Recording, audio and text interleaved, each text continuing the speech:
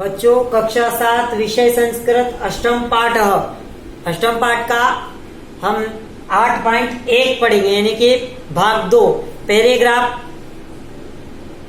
इसमें पहला, दूसरा और तीसरा पैराग्राफ हमने पढ़ लिया है। अब हम पढ़ रहे हैं चौथा पैराग्राफ। इसी में इसके नीचे प्रताप से हम पढ़ेंगे।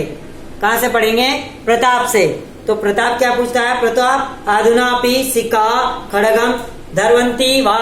प्रताप पूछता है कि प्रताप पूछता है कि आज भी सिख लोग अपने कमर में कटार क्यों रखते हैं? तो शिक्षक बताते हैं, क्या बताते हैं? प्रताप शिक्षक खला दीक्षाम स्वीकृत्य न केवलम खड़गापि पंच बा चिन्हानि गुरु धर्तम गुरु गोविंद आदिष्टवानम, यानी कि खलसा दीक्षा लेकर केवल कटार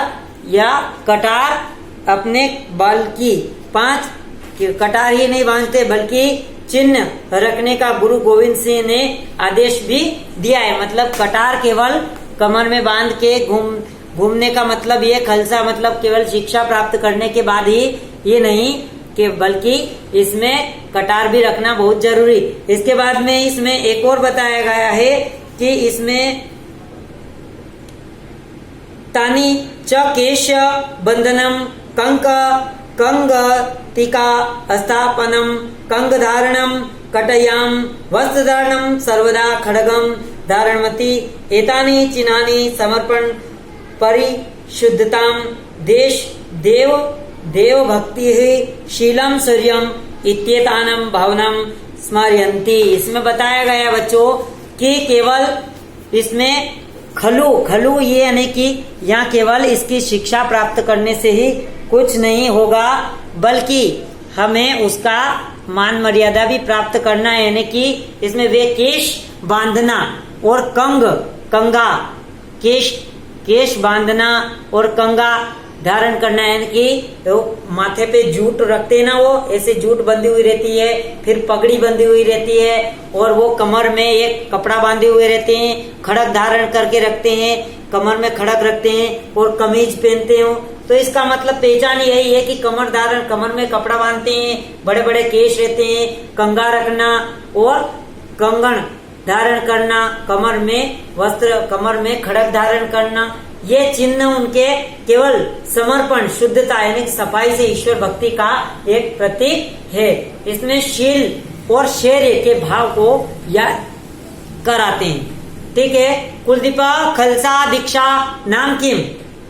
कुलदीप कहता है कि खलसा दीक्षा क्या है? खलसा दीक्षा क्या है? कुलदीप पूछता है खलसा दीक्षा क्या है? शिक्षक खलसा नाम ईश्वर दीक्षा ईश्वरस्य निश्चल आराधने एव तीर्थ यात्रा दानम दया तपः संयमञ्चन आस्थिति य भावयति यस्य हृदये पूर्ण ज्योतिषः प्रकाशो अस्ति स एव खलसा भवति। इसमें कहा गया है कि खलसा ईश्वरीय दीक्षा है, ईश्वर की अटल आराधना है। आराधना में ही तीर्थ यात्रा, दान, दया, तप और संयम, ऐसा भाव जिसके हृदय में पूरी तरह जागता है, चमकता है, वही खलसा होता है। मतलब दान, देशभक्ति, दया, ये भावना जिसके मन में होती है वो खलसा होता है। देशभक्ति, दया करना, रक्षा करना, ये आत्मसमर्पण, ये इसकी खलसा ही होती है।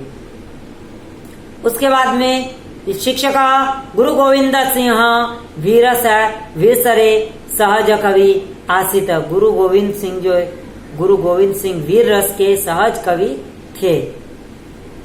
तस्य चंडी चरितम इति काव्ये स्वयं वीरगति प्राप्नुयतम इति प्रेरणा वाक्ये समाज प्रेरिता नाम। इन्हें गुरु गोविंद सिंह वीर रस के कवि थे।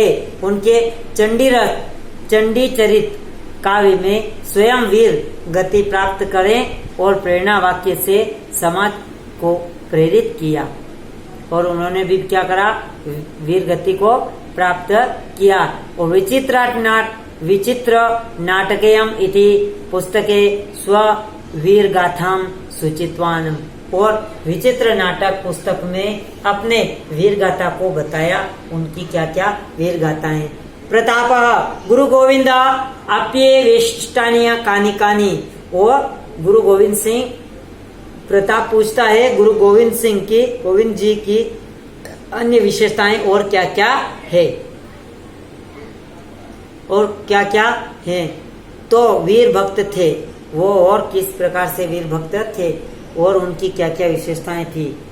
अब इसमें आगे है गुरु गोविंद सिंह शिक्षक क्या बताता है। कबीर गुरु नानक सूरदासभ्य सूरदासदय भक्ता आसनम।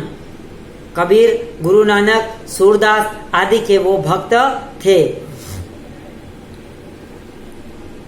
सर्वे समानम एक में भगवान भावता ज्योति सर्वेषु ज्योति इति तस्य अचल विश्वास आसितम। और गुरु गोविंद सिंह तो वीर भक्त थे, उन्होंने हिंदू और हिंदुओं की शक्ति को संगठित किया।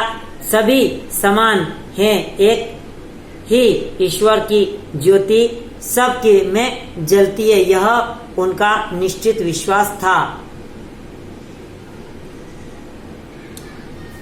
इसके बाद में स हिंदू विश्वविद्यालय सर्वे सना समान एकमेव भगवत ज्योति सर्वेषु ज्वलते इति सर्वे समान एकमेव भावत ज्योति सर्वेषु ज्वलम इति तस्य अचल विश्वास आति। और तभी से सबको उनके ऊपर निश्चित अचल विश्वास हो गया। सज्जनानां सर्वक्षणं दुष्टानां विनाशाय खड्गं सहित्वा युद्धं कुरु खड्ग यजस्यस्तु अति निनादं कुर्व बहूनिं युद्धनं कुर्वाणं। 1692 वर्षस्य एप्रिल मासस्य मृत्युवर्तन शत्रुएन नूनं भविष्यत्वानं तेषां हृदयेषु कंपनं जनितवानं हिंदूमर्चनं संरक्षितवानं। इसमें बताया गया कि तभी से सज्जनों की रक्षा के लिए, दुष्टों का नाश करने के लिए खड्ग धारण करिए, कर युद्ध करो, खड्ग की जीत हो आदि नारों का उदय करते हुए बहुत से युद्ध किए उन्होंने। और 1692 में अप्रैल माह में मृत्यु पर्यंत शत्रुओं को डरा कर रखा और उन्होंने उनके हृदय को कंपा दिया और हिंदू धर्म की रक्षा की। उसके बाद में हिंदू धर्म की रक्षा की। विनीता तस्य मुक्ति कदा अभवत। और विनीता पूछती है उनकी मृत्यु कब हुई, उनकी मृत्यु कब हुई। तो शिक्षक बताते हैं, क्या बताते हैं। विनीता शिक्षक 42 तमे वयसी 1708 तमे वर्ष अक्टूबरो समाप्ते दिनांके महाराष्ट्रायस्य नादंगे प्रांते गुरु गोविंद मुक्तिम प्राप्तवानम। और 42 वर्ष की उम्र में सन 1708 में 7 अक्टूबर को महाराष्ट्र के नंदेड़ में गुरु गोविंद सिंह जी की मुक्ति प्राप्त की। उनके उद्घोष की हम स्वर दें, यानी कि हम यहाँ से कामना दे कि उनके भगवान मनोकामना पूरी करे, उनके दिवस को मनाएं। इसी के बाद में तस्य उद्घोषम उर्वातम वाहे गुरुजी का खलसा साहे वाहे गुरुजी के फलते खलसा ईश्वरीय भवती ईश्वराय विजय निश्चित। और तभी से उनके उद्घोष में हम ये कहने लगे, वाहे गुरु जी का खलसा, वाहे गुरु जी की फलते, खलसा ईश्वर का होता है और ईश्वर की जीत निश्चित होती है।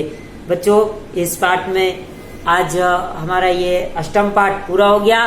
पाठ 8 में मैंने इसका पैराग्राफ 1 और 2 और बताया, 3 और चौथा, 5 और 6 पैराग्राफ आपके 8.1 में बताया। इसके प्रश्न उत्तर मैं आपको अगले वीडियो में भेज दूंगा। तब तक के लिए जय हिंद, जय भारत।